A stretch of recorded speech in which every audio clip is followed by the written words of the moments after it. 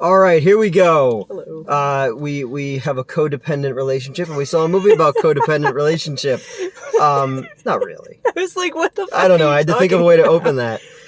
We saw Renfield. We did see Renfield. I was gonna go see this last weekend, and then I got called into work every fucking day. This movie is tanking. Is it? Hard. No, it's so good. Nobody's Oh, going no. to see this. You had this and The Pope's Exorcist come out. Oh, okay. And both got solid reviews, but like people are just like, we kind of don't want to this like horror movies right now. That's unfortunate because this was very funny. It was really funny. It's on my way, go ahead. like last night before I was coming over here today.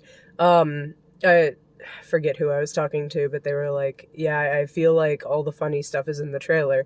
And no, there's plenty. The trailer is indicative of the humor level in the movie. Yeah, it was based on a screenplay by Robert Kirkman, the guy who created The Walking Dead. It was like a weird like S-curl thing going. I don't know what that was. Happens.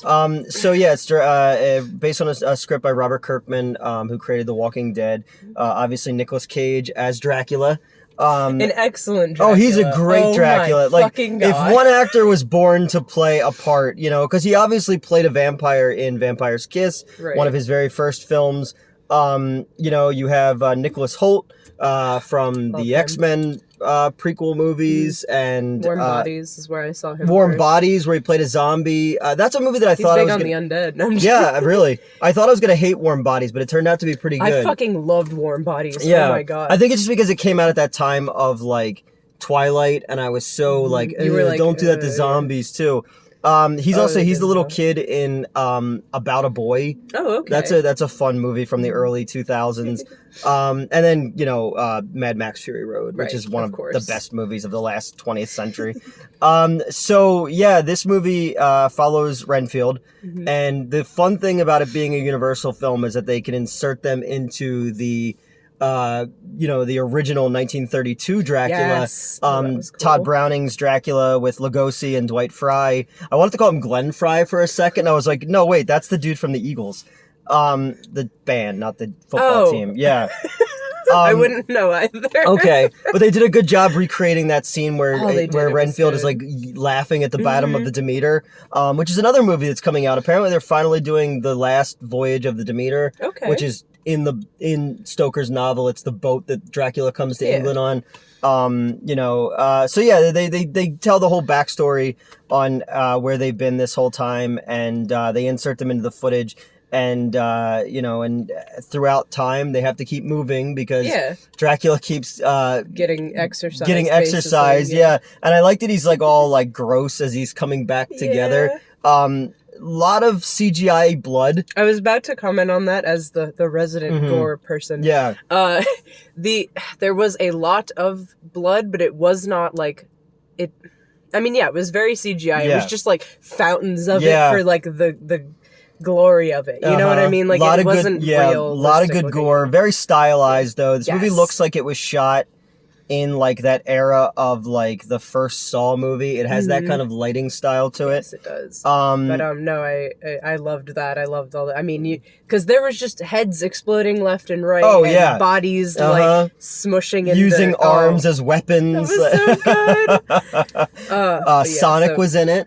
Oh my God, I forgot. It was, and he was also John Ralphio. Yes, on Parks and Rec. That's what I know him from. I feel like he's being typecast a little bit in a good way. He plays like I don't know how to word it. Not bumbling asshole, but like a little bit asshole. Entitled, a little bit stupid, but like also a dick. Yeah, and like he plays that very well. He's part of the Lobo clan. Yes, I used to have a friend named Lobo. Oh my God, and yeah, it was just they're the crime lords who run. Who plays his mom? Because I recognize that her Indian from woman. something. She was just in a movie I saw a press screening of, which was called Polite Society. Okay. Which you're thinking is going to be like this kind of fun romp, and then it turns into fucking Bollywood Get Out. Oh, okay. And I was like, where the fuck did the cloning story come from? That wasn't in the trailer. She's been in a bunch of stuff. She's in like the X-Men movies as well and stuff. I've seen her. As soon as she came on screen, I was like, hey, that's you. Yeah, she so plays her role very well. They're not the biggest crime family, but they're the most brutal crime family. Yeah, they're known for their and brutality. the son's an asshole. I like when he's running away with all the cocaine and the cops are like, stop. He's like, I got a prescription. Yeah, he got a prescription for this shit. And he's like throwing the coke at the cops. Yeah. He cuts off. drugs. Yeah, that's Aquafina, which I didn't think was a real person. I thought that was a water bottle company. It is a water bottle company. Well, her name is Aquafina. Oh, okay. Yeah, she was in. Is it spelled differently? I don't know. She's in Shang-Chi. She's in Crazy Rich Asians. Okay. She's usually really funny. In this one, she kind of gets a lot of the procedural work. Okay. You know, there's a lot of. Which person was this? The cop, the Asian I'm cop, stupid, the main female character. I don't remember her name. It's Rebecca. Yeah, Rebecca. Her real name is Aquafina. Oh, okay, but yes, no, she was cool. She played a hard ass very well. They repeat too much about her dad to kind of push that part along. Yeah. There are big dead spots in the script where I just wanted a lot more Nicolas Cage, because Nick Cage and Nicholas Hoult. He spends like the first not half of the movie, but a good portion of the movie like recovering from the opening, basically. Where he takes out the last of the vampire hunters and then blows up the Pope. They like going into him and just it was glorious. Yeah, but, and then Nicholas Hoult finds the main narration, much like it almost feels like journal entries, because that's how Stoker's novel was written as well. Through that. He's with like a self-help group of people who are in abusive relationships. Yeah, he originally followed somebody he thought would be a good victim, and ended up in this like support group. And I followed Doug because I thought he would be a good friend. Yeah. And but then he's like, oh, this is perfect. Like, there are all these people who have these like abusive assholes in their life, and Dracula needs blood. Yeah. So, you know. Yep. I thought that was the perfect way to go about it, personally. But yeah, and I don't know how much we're spoiling or not spoiling. I mean, we'll go through it a little bit. It's funny, though. Okay. So John Ralphio's lawyer, who's in one scene, is Caroline Williams. Caroline Williams, who's Stretch in Texas Chainsaw Massacre 2, which I thought was great. She's also Michael Rooker's wife in Days of Thunder, the forgotten Tom Cruise race car movie. And then the girl who keeps getting cut off with the short hair. Carol is the other girl in the first Terrifier. Okay, she looked familiar. Yeah, so she's not the girl who I interviewed who got cut in half. She's her friend. She had longer black hair. So I was like, oh, that's cool. They're in this. Aquafina's partner is that dude who usually plays like a mentally challenged person. He's he? He's like a heavy set like Samoan dude. Okay. But like on SVU, he played like a mentally challenged guy and stuff. Every time I see him, I'm always like, that guy's usually playing. I gotta re-catch up on SVU. Yeah, it's an old episode, but I've seen every episode up to like season 22. Okay. So I would have seen him, I just have to remember. You would if you saw him. Yeah, he played like a dude. He's got like curly hair. He got arrested because he was down by a playground or something like that. Oh. And they said that he like touched the kids, but it turned out he was like the red herring. Oh, yes, I remember that episode. Also, I just realized you're like not quite in frame. It's fine. I'm in frame enough. I'm mysterious like Dracula. Lurking in the shadows. Yeah, I lurk in the shadows. Nick Cage's performance, though, is fantastic. It is so good. His little quirks and idiosyncrasies are just great. They are perfect for Dracula, and it's so interesting because, like, I guess if you had asked me, I wouldn't have expected that. But like seeing the way he speaks and moves, it just blended with Dracula so perfectly. In a way that was both like, it kept up that he's like terrifying in universe. Obviously, I'm not afraid of Nicolas Cage, but the way I said that makes it sound like I am. Yeah. You get home tonight and there's a knock on your door. I heard you weren't scared of me. Oh my god. We'll see about that. Like it blends perfectly with like the comedy of the film and also the like, I don't want to say the darker aspects of the film because it's not like a dark film, it is for people who've been in manipulative, abusive relationships. That part was rough. Part rings true, and that's what I thought would be more from the trailers.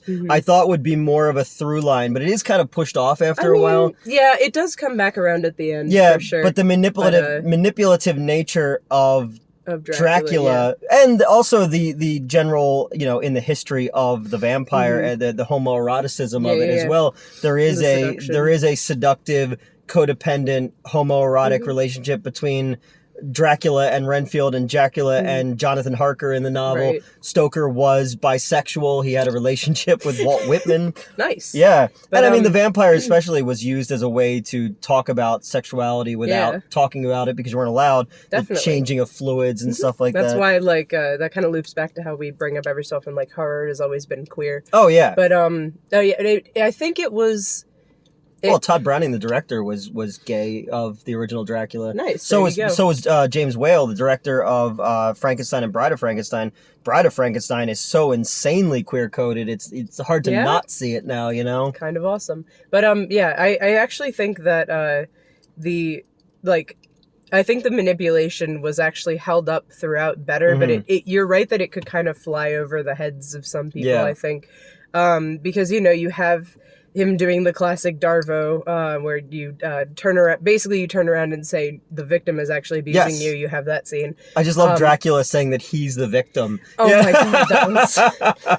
But and that was really nice because like it is nuts how like people who are so clearly like manipulative and awful can turn around and genuinely they genuinely believe that. Yeah. And of all narcissists, who to be a bigger narcissist than Dracula? Right. So it's really nice it was nice to like hear everybody kind of laugh when he said that because it's like, obviously in the real world, it's not that obvious. That, the person saying that is not literally undead and like actively has sipping blood out of a fucking a martini glass.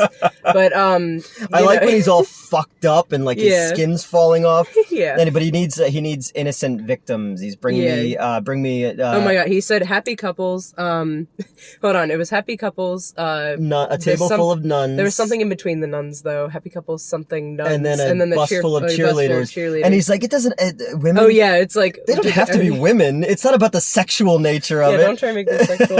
What was the other? Because right later in the bar or whatever, they're all sees there. All that group. Yeah, and he's just like, But yeah, it's I don't know. I liked the themes of abuse. They were handled in a way that like obviously I felt them and I was like, that's relatable. Yeah, but it was like it was done in such a way that I wasn't walking out of it like super triggered like Invisible Man. Which obviously I loved Invisible Man. I'm saying like they both handled it differently and in ways I enjoyed. But for this to be a little more campy and and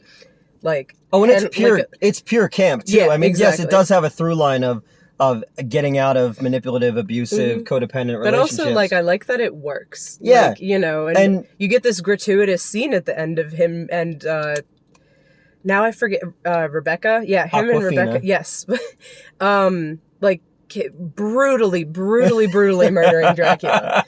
And it's like, it's glorious. It's cathartic, so good. yeah. It's so cathartic, because you've been watching him this whole time, like, pound Renfield into the dirt emotionally, and like turning everyone, and like there is a lot of themes of betrayal and whatnot too, because you have how Awkwafina is the only like good cop basically in the force. All the other ones are under Lobo's control. So like you have the theme of like being alone and still with that being able to stand up to the awful people in your life, even though you're alone. Like your strength is enough, and I really liked that. But it didn't hit you over the head with that. No. In fact, it was almost done like cheekily. A little bit, yeah. Where he's like reciting these like his mantra. Yeah, the affirmations like at Dracula as he's like, coming at him.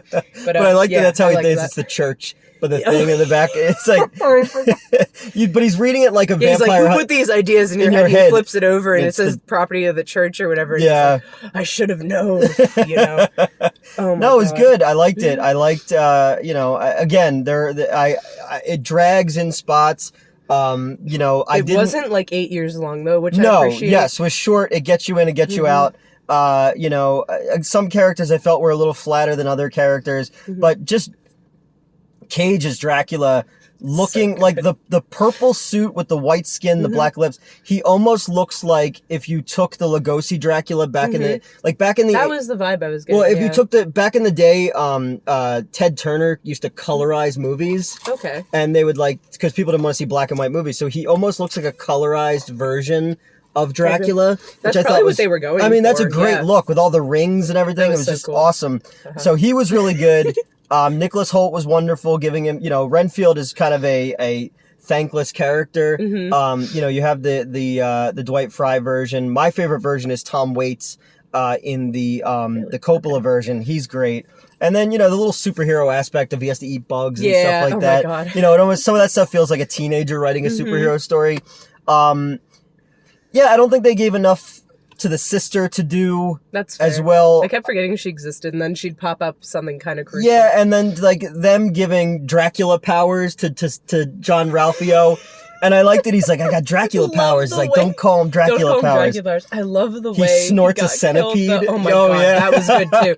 He's snorting the centipede because obviously he's been dealing coke this whole time. But so here's an interesting thing. So you said, what was his kill remind you of? Mortal Kombat.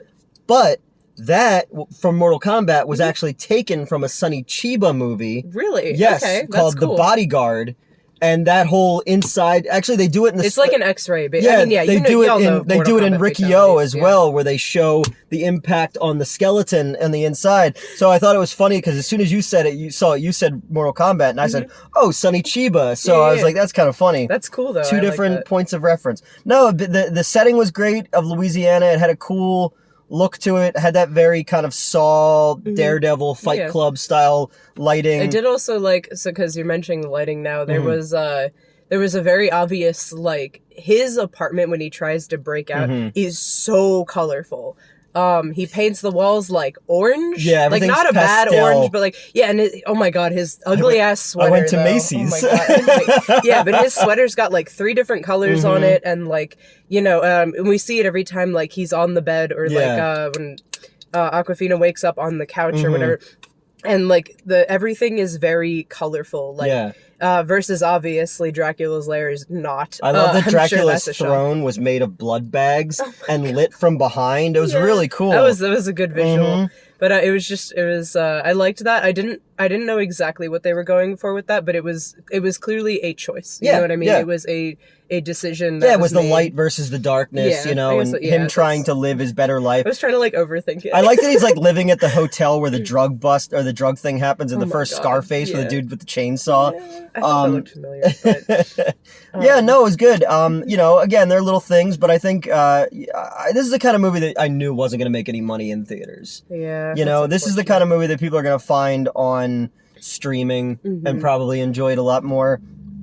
Or they should have just waited till fucking October and released it, instead of doing it now when there's what month is it? It's April. We're in April. And there's like a bunch of big fucking movies out right now too. You got like Super Mario Brothers, like, true, yeah. Kicking ass.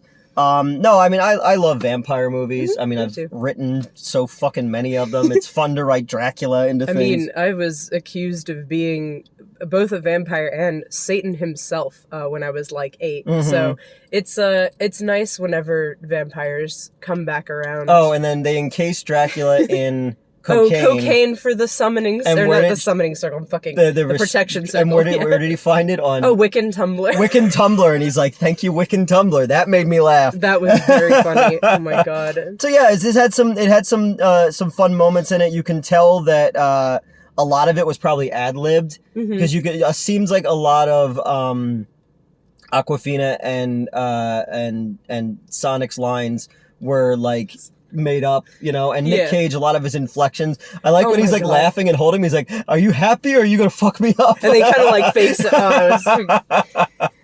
No, he was good in it. So yeah, if people didn't see it in the theater, go check it out or wait till it's on streaming. But I think it was worth it just as a Nick Cage fan and as a fan of Cage-sploitation movies. Personally, as a fan of vampires and stories that handle abuse. Yeah, there you go. It's both of them, Yeah. So that's. But, oh my god, Nick Cage. Yeah, it's good.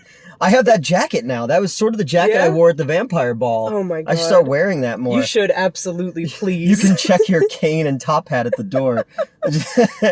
Oh my god, what a weird way to phrase that. Oh my god. Oh yeah. Oh, and all the welcome mats and shit. Oh yeah. Like, oh, you here for the meeting? Come on in. Rip. It's like, no. Yeah, because on his front door, Renfield has a thing that says welcome, come in. Yeah. So Dracula doesn't need to be invited in. My god. And then he brings everybody back at the end, spoiler, with Dracula blood. Oh yeah, and that was great. The guy was like, came back from a place that I can never not remember, and saw things. Oh yeah, I saw things I can never unsee and know things I can never unknow. And he's like, "So you gonna be all right?" He's like, "Yeah, "It'll be fine."